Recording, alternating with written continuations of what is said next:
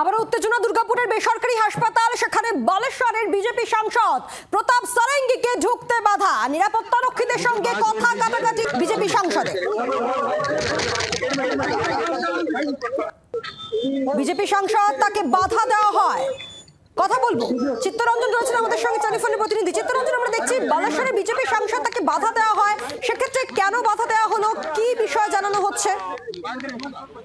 দেখো, যে কারণে বাধা দেওয়া হচ্ছে তিনি এই যে বিজেপি বালেশ্বর সাংসদ প্রতাপ চন্দ্র সারেঙ্গি, তিনি ইতিমধ্যে তার এখানকার দুর্গাপুরে যারা বিজেপি কর্মী আছে তাদেরকে দিয়ে ইনফরমেশন দিয়ে পাঠিয়েছিলেন যে তারা আসছেন এবং তাদেরকে ঢুকতে দেওয়া হোক। কিন্তু প্রায় 15 মিনিট হয়ে গেল, বাইরে যে ব্যারিকেড করা হয়েছে হাসপাতালের রাস্তার উপর, মূল রাস্তার উপর, সেই ব্যারিকেডে তাকে ঢুকতে দেওয়া হচ্ছে না। ইতিমধ্যে একটা উত্তেজনা শুরু হয়েছে। যে ব্যারিকেড করা হয়েছে সেই ব্যারিকেড ভেঙে ফেলার চেষ্টা করা হচ্ছে। আমরা দেখতে পাচ্ছি সেই ব্যারিকেড ভেঙে ফেলার চেষ্টা করছে বিজেপি কর্মীরা, এবং শুধু তিনি আসেনি, তার সঙ্গে মহিলা বেশ কিছু সদস্য আছে, বিজেপি সদস্য আছে, তার সঙ্গে তারাও ভেতরে ঢোকার চেষ্টা করছেন, কিন্তু কাউকেই ঢুকতে দেওয়া হচ্ছে না।